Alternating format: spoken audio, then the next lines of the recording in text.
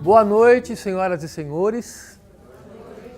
Eu começo esse espetáculo de ponta cabeça. Não, eu não vou plantar bananeira. Eu começo de ponta cabeça porque eu gosto de começar o espetáculo com os agradecimentos. E normalmente as pessoas fazem os agradecimentos no final. Eu gosto de fazer no começo. Então eu vou fazer agora.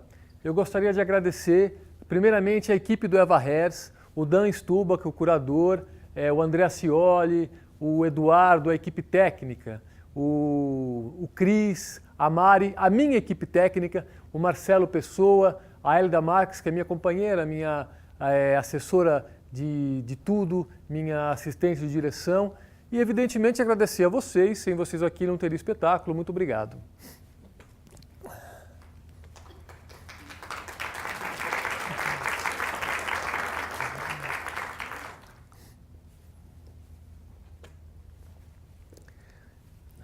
Sempre que eu estou nessa pequena caminhada que vai daqui até ali, eu fico imaginando vocês aí, ligeiramente aflitos, não é? Assim, meu Deus, quando é que esse espetáculo vai começar? Até esse cara chegar lá vai ser insuportável, vai ser muito difícil ficar aqui esperando. Mas é por isso que o espetáculo chama Se Fosse Fácil, Não Teria Graça. Vê? Cheguei.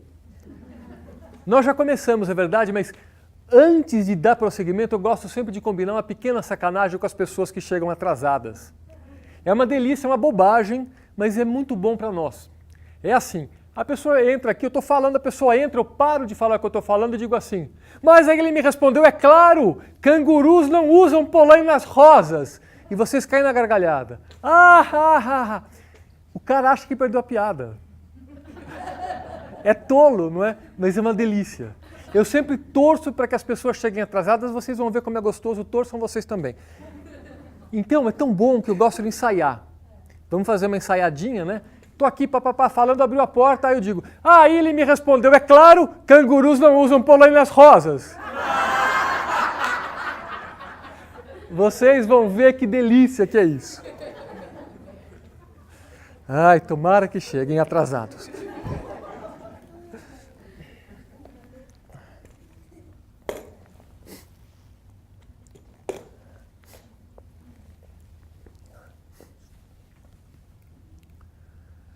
Homero nos conta que teria havido uma reunião do panteão grego, onde Zeus teria começado dizendo assim, chamando atenção para um determinado aspecto da condição humana. Teria dito ele assim, mas é claro, cangurus não usam polainas rosas.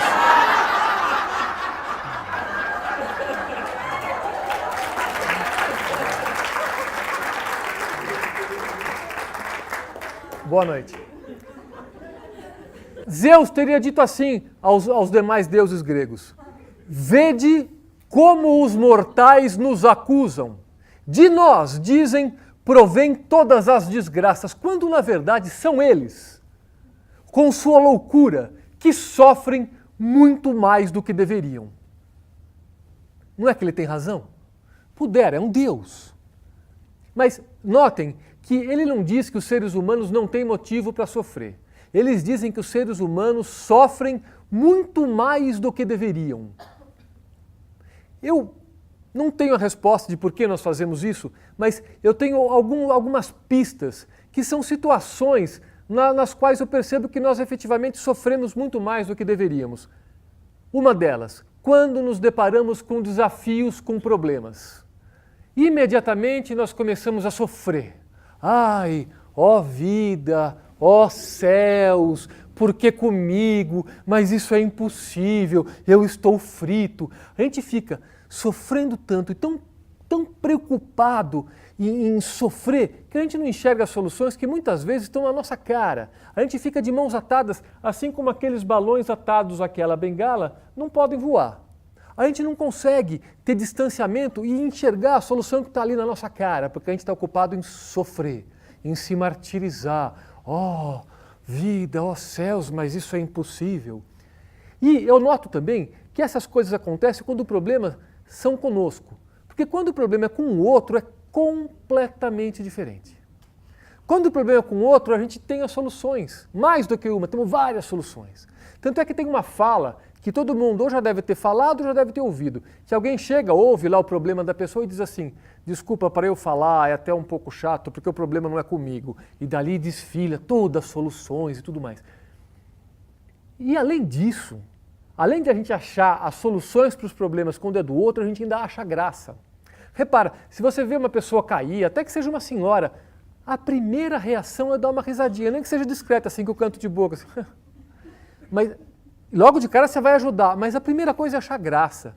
Aí eu fiquei me perguntando por que será que quando o problema é com a gente sofre tanto, ficamos paralisados, achamos que a saída é impossível, e quando é com o outro, temos as soluções e ainda achamos graça. Eu também não tenho a resposta, mas eu tenho uma intuição, que é porque eu acho que a gente se dá muita importância. E ao nos darmos muita importância, tudo que acontece com a gente também fica grande, fica maior, né? E aí eu penso, eu falo, gente, mas isso não resiste a 5 minutos de reflexão. Porque se você for pensar, nós habitamos um pedregulho gigante, rodando solto no espaço enorme, dando volta num sol que é uma estrela, entre 100 milhões de outras estrelas, que compõe uma galáxia que é uma entre 100 milhões de outras galáxias. Quer dizer, nós somos um nada cósmico tão grandioso, né? Ai, nos conferimos tanta importância e nem precisamos ir para o espaço. Se a gente pensar aqui, fica aqui no nosso mundinho, no nosso pedregulho gigante. Hoje, estima-se que tem entre 6, 7 bilhões de pessoas. Eu sou eu só para mim. Para os outros 6 bilhões de pessoas, eu sou o outro. Então está provado, estatisticamente eu sou o outro. Isso, na verdade, é muito libertador, porque tira esse peso que tudo que acontece com a gente confere, ficamos paralisados por isso. E essa coisa de ficar pensando no outro, uma outra característica em relação ao outro é que nós temos a sensação de que coisas graves, coisas cabeludas, sempre acontecem com o outro, nunca com a gente. Até que acontecem com a gente e efetivamente nós nos convencemos de que somos o outro. Isso, eu comecei a ter esses pensamentos, essas reflexões, quando começaram a acontecer coisas comigo. Era 1990, eu era um moleque, tinha 21 anos, tinha acabado de me formar na faculdade de economia e fui passar um ano viajando pela Europa, conhecendo o mundo, estudando, trabalhando. E aconteceram algumas coisas estranhas. Eu me lembro que eu estava em Londres e eu estava chegando no metrô e às 11 da noite o metrô para de funcionar em Londres. Era 15 para as 11, eu ouvi o barulho do trem e apressei o meu passo para não perder o trem. E nessa que eu apressei o passo, eu tropecei, eu quase caí, eu só não caí porque eu lancei os braços à frente e consegui segurar no corrimão da escada rolante. Isso, num primeiro momento, foi um grande alívio. Mas só num primeiro momento, porque no segundo eu me dei conta que corrimão de escada rolante corre. E ele começou a ir e eu me senti naquelas máquinas de tortura medieval, porque aquilo ia indo e eu estava com o pé fora da escada, então aquilo ia me esticando. E eu cheguei e falei, gente, eu não vou aguentar mais ficar aqui. Aí eu não sei como eu consegui levar os pés para dentro da escada rolante, me reequilibrei. Nessa hora sempre tem gente olhando, então eu dei uma olhadinha para um lado, dei uma olhadinha para o outro, não tinha ninguém olhando, falei, ufa, que sorte. Aí eu tentei descer o resto da escada rolante apressado, saltando os degraus assim, de novo me atrapalhei, tropecei, quase caí. Eu saí da escada rolante todo trôpego, me reequilibrei, e aí eu olhei para trás para ver o meu adversário, e a escada rolante parecia que estava tirando sarro da minha cara. Porque é aquele ritmo de escada rolante, né? Devagar, monótono, aquela coisa, vai entrando degrau a degrau no chão. Eu falei, gente, mas foi tão difícil para eu ficar ali, né?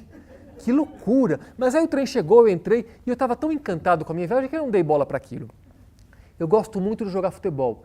Também encontrei um lugar para jogar bola em Londres e eu acho que a derrocada do futebol brasileiro não começou no 7-1 que a Alemanha ganhou da gente aqui. Começou nas minhas partidas de futebol em Londres. Eu estava muito mal, eu perdia gol, eu joguei péssimo. E eu voltava para casa muito encanado, não com o fato de eu estar jogando mal, mas com o fato de eu estar jogando muito pior do que eu costumava jogar. Aí logo eu me absolvi, eu falei, claro, todo atleta, todo jogador passa por fases, eu estou passando por uma também. Eu estou jogando fora do meu país, com pessoas que eu nunca joguei, não estou entrosado no time e tal, e me absolvi, beleza, está tudo certo. Aí, 90, isso era em 90, como eu disse, foi a época que estourou a lambada, lembra? Foi o ano que estourou aquela música Chorando se foi quem... E todo mundo só falava em lambada na Europa. Quando descobriram que eu era brasileiro, pô, me ensina a dançar lambada e tal. Ah, eu fui ensinar a mulher, coitada, ela aprendeu qualquer coisa, eu pisei no pé da moça, eu me atrapalhei todo. Mas tudo bem, eu estava viajando, achando tudo incrível, não dei bola para isso. Caí no chão, eu lembro que eu estava com uma mochila e eu estava acostumado, no Brasil eu praticava esporte, eu remava, eu corria 10 quilômetros por dia. E eu com a mochila nas costas, quando eu cheguei, eu fui fazer um estágio na Fiat, em Torino, na Itália. E eu não aguentei o peso da mochila, eu caí. E falei, poxa vida, mas para quem corria 10 quilômetros, remava, não aguentar o peso da mochila, que esquisito, né?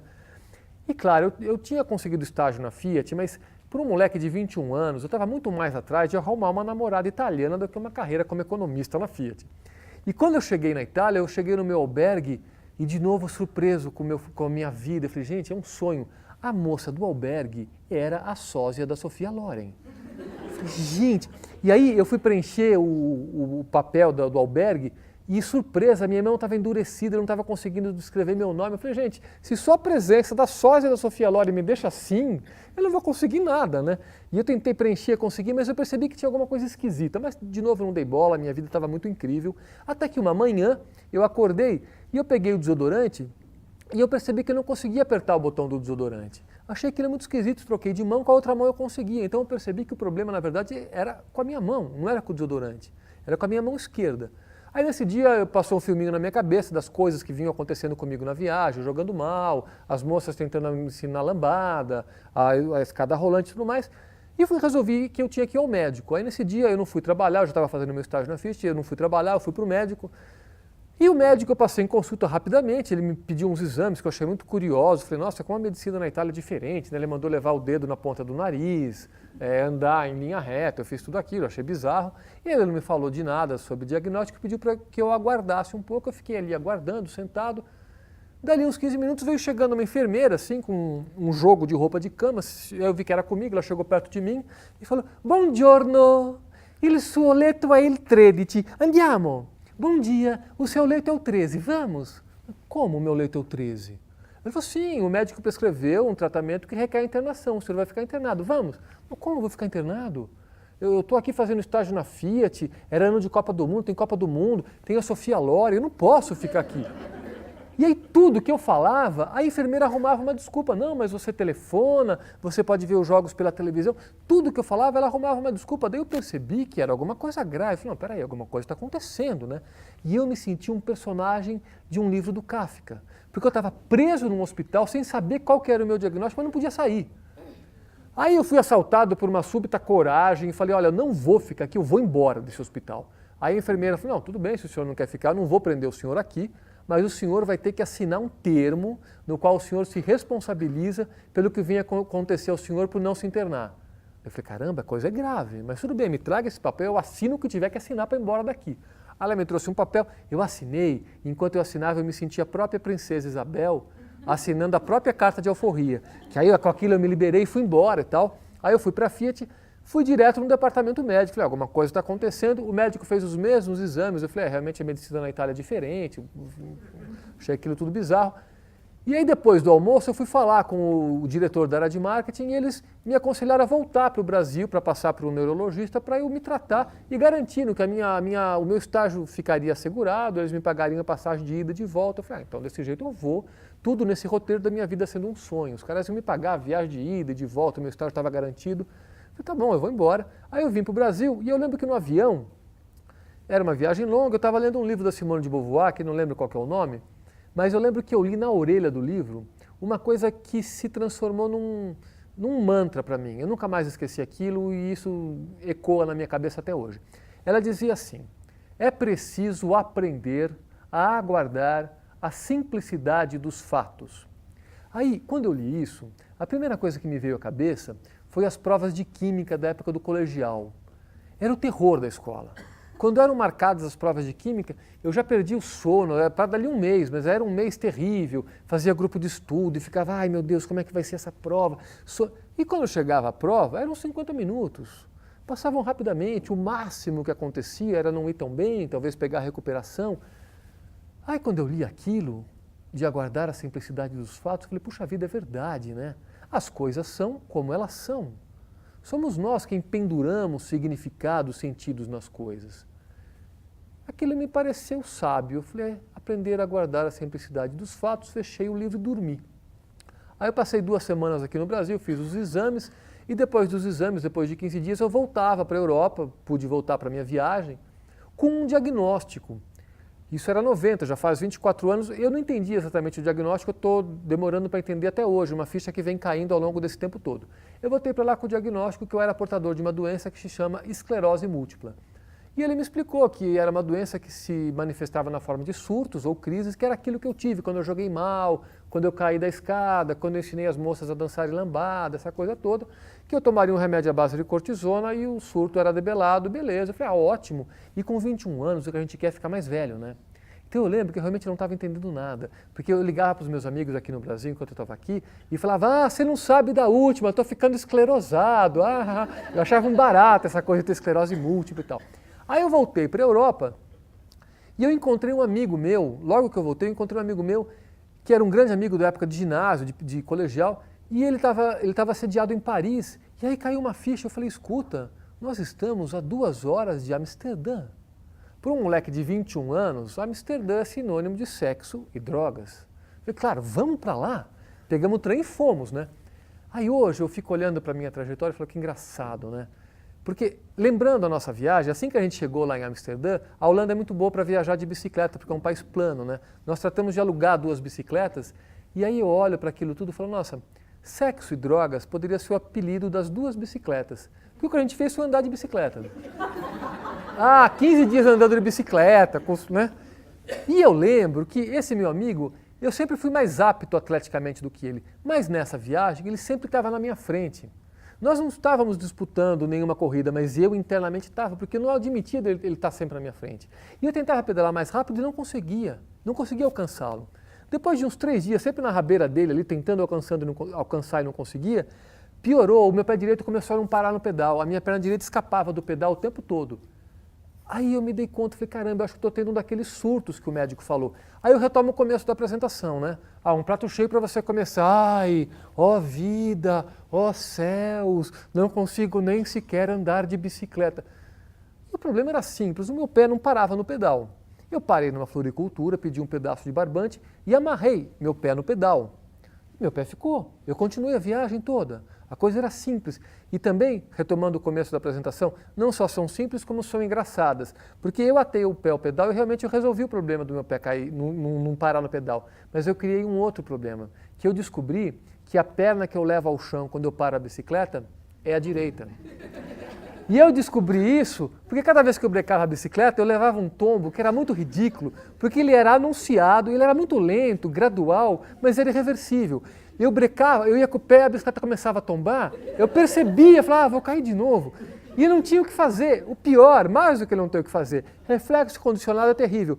Conforme o tombo ia se desenhando, para evitar o tombo eu levava o quê? O pé direito ao chão, né? Eu só acelerava o tombo. Eu passei metade da viagem no chão e meu amigo que sempre estava na minha frente, de tanto me ver cair, ele virava quando tinha um cruzamento, alguma coisa, que ele via que a gente ia ter que parar, ele virava e falava, Bolonha, não esquece, hein? O pé esquerdo no chão.